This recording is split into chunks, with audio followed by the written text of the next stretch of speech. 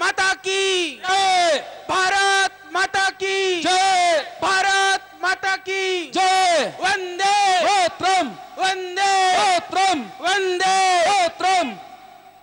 मंचासीन श्रद्धेय स्वामी जी, इस सारे कार्यक्रम के सूत्रधार, इस क्षेत्र के बहुत यशस्वी, जिनके हृदय में अपार प्रेम है आप सबके विकास के लिए, जिनके हृदय में बहुत भावना और तड़प है, ऐसे श्रद्धेय स्वामी ओम वेश जी महाराज, इस पावन मंच पर आसीन सभी हमारे विधायक गण, श्रद्धेय संत गण और विशाल प्रांगण में धैर्य के साथ में धूप को सहते हुए घंटों से बैठे हुए हमारे छोटे छोटे बच्चों और सभी यहाँ के प्रतिष्ठित सम्मानित नागरिक, किसान भाइयों और मेरी बहनें और मातृशक्ति, हम सब के लिए यह परम गौरव का क्षण है, विशेष करके इस भूमि में जहां आज एक दिव्य संत ने दूसरे संत को आमंत्रित कर उस संतत्व का परिचय देते हुए इस महान अभियान को आगे बढ़ाने का संकल्प लिया है। जब जब इस देश में किसी भी तरह की विकृति फैलनी शुरू हुई, आतताइयों ने किसी तरह से इस देश को नुकसान पहुंचाने का प्रयत्न किया, तब तब संत शक्ति ने आगे आकर के इस देश को बचाने का कार्य किया। श्रद्धेय स्वामी महर्षि दयानंद ने सबसे पहले इस उद्घोषणा की थी कि जो स्वदेशी राज्य होता है वह सर्वोपरि होता है। तो उस स्वदेशी के शंखनाद को आज जन जन तक पहुंचाने वाले श्रद्धेय स्वामी रामदेव जी महाराज आज हमारे बीच में आप सबको, सबके अंदर नई ऊर्जा और नई ताकत को भरने के लिए यहाँ पर उपस्थित हैं।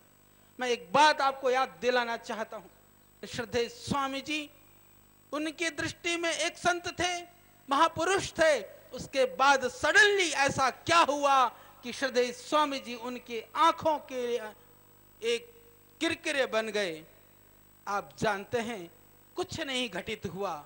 जो बाबा रामदेव सबके बीच में विगत 20 वर्षों से ज्यादा समय से तिल तिल एक एक पल अथक अनवरत रात दिन एक कर करके समाज को उठाने के लिए, हमारी संस्कृति और परंपरा की रक्षा करने के लिए, हमारे पिछड़े हुए और हमारे भाइयों को न्याय दिलाने के लिए लगा हुआ व्यक्ति, उसका न कोई चरित्र बदला है न उसका कार्य बदला है।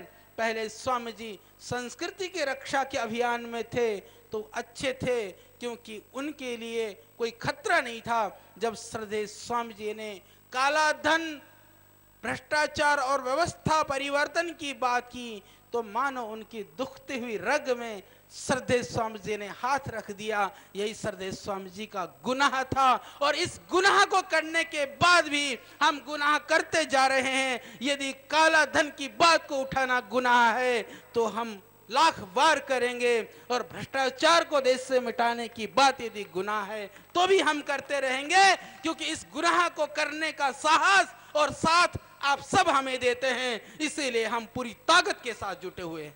आज देश के करोड़ों लोग ये चाहते हैं कि उनका जीवन खुशहाल हो। जीवन की जो परिस्थितियां हैं, अभी किसानों की गन्ने की बात हो रही थी, सबका कारण कौन है? सबका कारण हमने जिनको चुन करके भेजा, जो सत्ता में हैं, जो सरकार में हैं, ऐसे लोग कारण हैं। यदि हमारे जीवन असुरक्षित है, यदि हमारे जीवन में भय है, यदि हमारे बच्चे पढ़ने नहीं पा रहे हैं, हमारे देश के हमारे समान शिक्षा नहीं है, समान स्वास्थ्य की व्यवस्था नहीं है, हमारे जीवन के अंदर आज किसी भी तरह के विषमताओं का हमें सामना करना पड़ रहा है, तो उसके लिए मात्र और मात्र एक कारण है, वह है सरकार। तो हम सब इसके लिए सोचे, संकल्पबद्ध हों कि देश करवट ले रहा है, देश अंगड़ाई ले रहा है, इस समय पर हम जागरूक होकर के यदि खुली आंखों से इस परिवर्तन को देखने का हम साहस कर पाएं तो इस दुनिया में कोई ऐसी आसुरी ताकत नहीं है कि उस परिवर्तन को रोक सके। तो आइए हम सब मिलकर के एक पुरजोरदार ढंग से संकल्प करें कि इस देश के परिवर्तन के समय में हम मूक और मौन होकर के नहीं बैठेंगे।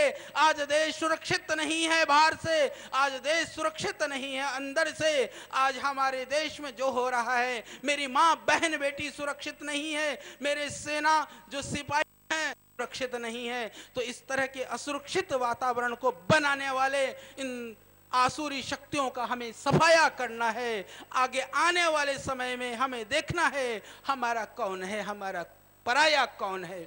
अरे वो विदेशों से आने वाली कंपनियों के लिए तुम पलके बिछाए खड़े होते हो, उनके लिए आप और हम, हमारे से न कोई प्यार है, न कोई भावना और न कोई दया है। वो फिर हमारे देश में क्यों आना चाहती हैं? क्योंकि वह हमारे देश को एक मार्केट के रूप में देखती हैं, एक बाजार के रूप में देखती हैं। तो ऐसे शक्तियों को हमें घुसने नहीं देना है और उनके शक्तियों के द्वारा प्रेरित होकर के जो आसुरी शक्तियां इस देश में बढ़ रही हैं, उन शक्तियों को भी हमें रोकना है। तो क्योंकि समय बहुत हो गया है, मैं देख रहा था, मैं जल्दी इसीलिए पहुंच गया था, मुझे पता था कि आप घंटों से धूप में बैठे हुए हैं। तो आपकी तप को, आपके धैर्य को पुनः मैं नमन करता हूं, वंदन करता हूं। और श्रद्धेय स्वामी जी आप सबके बीच में हैं, तो मैं चाहूँगा कि श्रद्धेय स्वामी जी अपना उद्बोधन दें, जिससे कि हम सब के अंदर नई ऊर्जा, नई प्रेरणा, नई शक्ति और साहस जिसकी कामना से हम यहाँ पर बैठे हैं हमको मिले। धन्यवाद।